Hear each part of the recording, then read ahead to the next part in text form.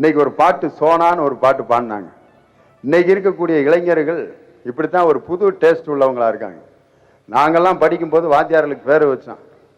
ஒல்லியா இருப்பாரு ஒற்றைக்கம்புன்னு பேர் வைப்போம், கருப்பா இருந்தாருன்னா வெள்ளச்சாமின்னு பேர் வைப்போம், பல்லு எத்திருந்தா கல்யாணராமன் அப்படின்னு பேர் வைப்போம். இவ்வளவுதான் எங்க கற்பனை.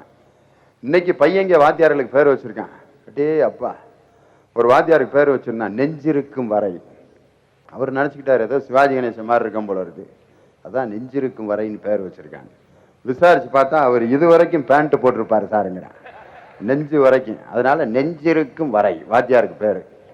இன்னொரு வாத்தியாருக்கு மிஸ்டர் குற்றாலம்னு பேர் வச்சிருந்தாங்க. அவர் ரொம்ப சந்தோஷப்பட்டார், பாடத்தை அருவி மாதிரி கொட்டுறோம் போல இருக்கு, அதுதான் குற்றாலம்னு பேர் வச்சிருக்காங்க. விசாரிச்சு பார்த்தா அவர் பேசும்போது வாயிலிருந்து சாரல் அடிக்கும் சார், அதான் நாங்க குற்றாலம்னு பேர் வச்சிருக்காங்க. இதை போய் நம்ம எங்க போய் சொல்றது? சில பேர் பேசும்போது முன்னால நிக்க முடியாது, பார்த்திருக்கீங்களா? அவர் சில ஆங்கில வார்த்தைகள்லாம் சொன்னார்னா வகுப்பே நனைஞ்சு போயிடும்.